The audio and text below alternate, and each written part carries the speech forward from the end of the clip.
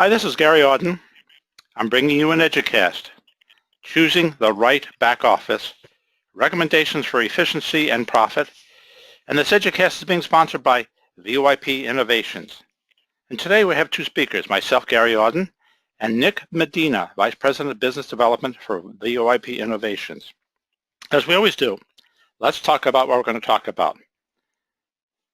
What's important about dealing with your back office is it can make or break your profit. So first thing we got to think about is what carrier to choose, and you might be dealing with multiple carriers. How automation can help a lot, especially inventorying assets like DIDs. Now you want to manage your customers as an ITSP, but also you want your customers to be able to manage their resources on your network service. But the point about all of this back office is controlling your costs. And we think about controlling the costs, we want to make sure that you don't have a lot of labor, you don't have a lot of errors, that you do things in as automated fashion as possible. So let's start off with some of the recommendations. And the first one, Nick, is the carrier choice. So let's talk about that for a minute. Yeah, well, thank you for having me here, Gary. Yeah, absolutely. So when you're choosing a back office or you're choosing a carrier, you want to make sure that not only do you have a good selection of phone numbers, but then you also have a good selection of carriers within the back office. When you start talking about selection of carriers, are there ways in which you can actually compare the carriers and see which ones are better? Yeah, absolutely. When choosing a carrier, it's important to basically figure out what qualities you're looking for in a carrier. Is it price? Is it quality? Is it redundancy? Is it coverage? Once you make those selections, you should go about choosing a diverse amount of carriers. You don't want to put all of your eggs into one basket. Do you have any recommendations about managing these multiple carriers? Yeah, absolutely. So there are back offices out there and there is software out there for you to aggregate all of these different carriers through APIs and things like that. Some carriers may not have APIs, and so you will have to basically import those DIDs into your back office or into your management system. It can become very tedious and time-consuming, so a good back office will be able to do all that for you. Now you mentioned DIDs, and my concern about DIDs is when you get a lot of them, they're really hard to manage them.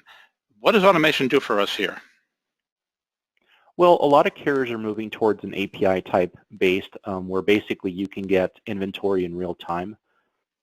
A lot of the bigger CLECs and more lethargic ones are they're still in the whole Excel spreadsheet type situation where you have to order 1,000 DIDs from one rate center.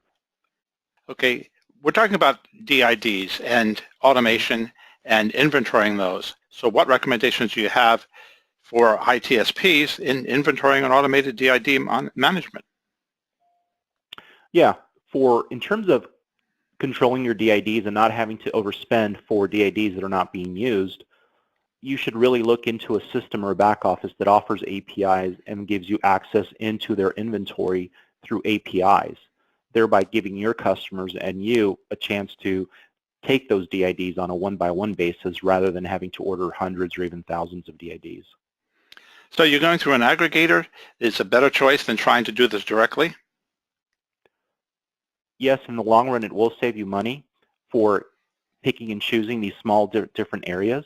A lot of the times, these aggregators can also go ahead and probably get you the same amount of pricing that you would pay for a DID if you were to go direct, only because they have such large purchasing volume that you could pretty much not have to commit to a large monthly commitment with carriers, and you can also go ahead and get the same type of pricing. Does that eliminate the inventory carrying cost then too? It does. When you're buying these DIDs in real time through an API, through these aggregators, you can actually go ahead and just buy what you need at that time. That moves into the next question. Once I've got the DIDs, how do I deal with controlling those, especially since the DIDs do change, they're not static forever? A lot of the class 4 features, such as E911, CNAM, etc., those typically could be activated or deactivated through the aggregator's back office. And so you should be able to also mitigate your cost and activate those services as needed on a per customer basis. How does a configuration wizard work in this context? You want to also make sure that whatever DIDs you are modifying, that there is some type of bulk update available where you don't have to go in onesie twosie at a time, ability to lump all these DIDs into groups perhaps. Perhaps you're working with a multinational company and you need to create groups for each individual section. You want to make sure that the back office does give you that ability to do that. That's going to save you a lot of time and energy in terms of organizing and making those changes. What is a DID note? It's very difficult sometimes without referring back to a spreadsheet or cross-referencing the DID with something else. You want to make sure that you're able to at least put notes about a DID into the back office, that you're able to refer it back to the account some way. And that can be accomplished either through APIs or through the back office management system, creating some type of system to reference them back. So when that account does deactivate, you know that that DID can now be used or should be deleted from the back office, and you won't have to keep incurring that monthly cost associated with those DIDs. The last line on this page says stay notified with email notification. Does everybody do that? Most current carriers should do that.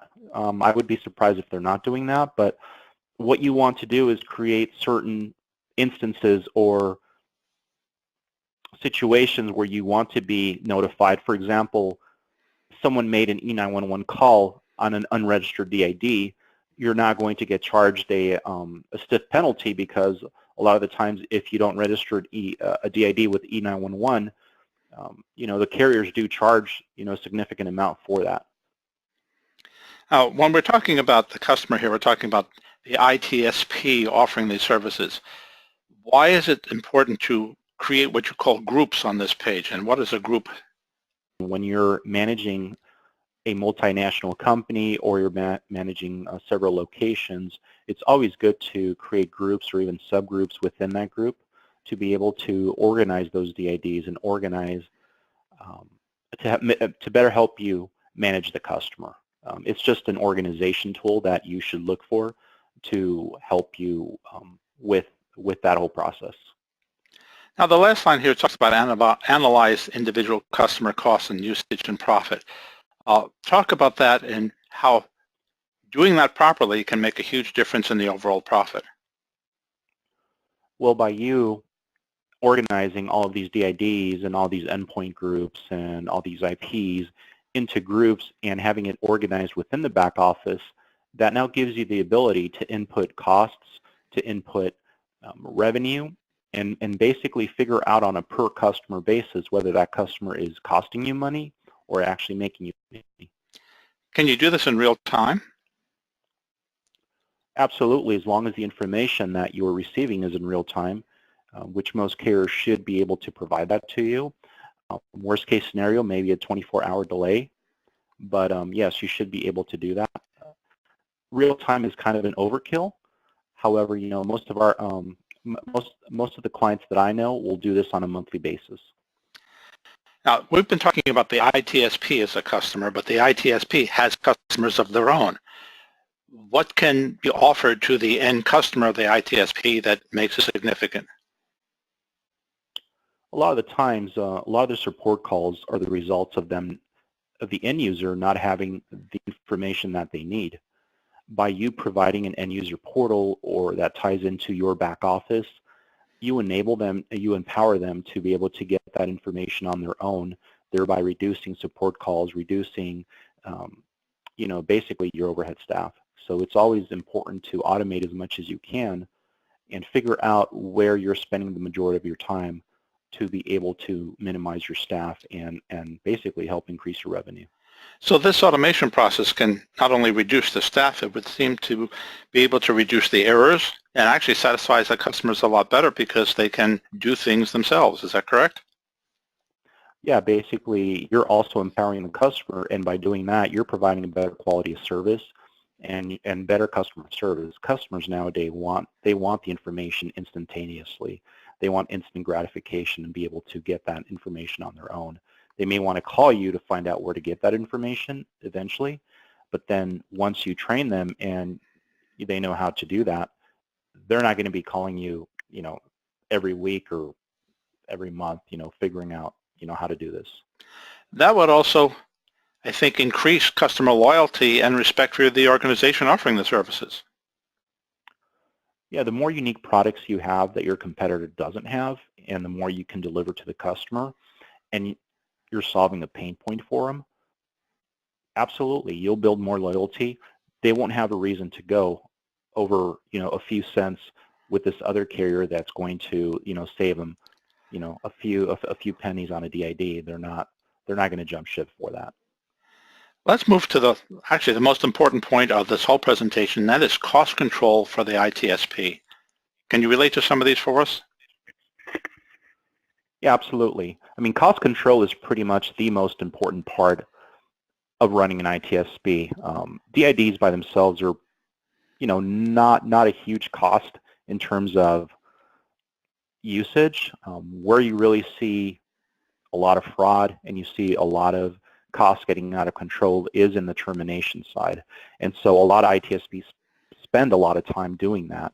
So it's always important to have reporting for that and have information in real time, fraud alerts, things like that your carrier can help you look out for. If all of a sudden, you get hit with multiple calls from Africa, your carrier should know to turn that off and notify you ahead of time. You mentioned the term operational tools. Are there any other things you might want to highlight here? Yeah, I mean, in terms of operational tools, it's always good to have as many systems integrated into each other. Your accounting with your back office, your billing system, your switch into your DIDs and your carrier back office. So the more automation through APIs and supporting systems you have, the more efficiently you'll run your business and the more efficiently, you'll run your entire company. It makes sense that I, as an ITSP, should send my bills out on time and collect them on time. Has that been your experience, or do people sometimes neglect that? A lot of the times, as ITSPs, we get caught up in the whole process of providing a good service, but then some of the other things like billing, some of the clients that I've worked with in the past, they haven't billed a customer for 3, 4, 5, 6 months until, they bring in a third-party service to do an audit, and they all of a sudden discover there's a bunch of revenue. As you grow from a few hundred to a few thousand, that becomes more and more prevalent. Now, VoIP Innovations has a whole package for back office called Titanium 3. Would you focus on that for a while for us? Yeah, absolutely. So most of the things that I talked about, actually all of the things I spoke about today, is all available through the VoIP Innovations back office. VoIP Innovations is an aggregator of dozens of carriers out there.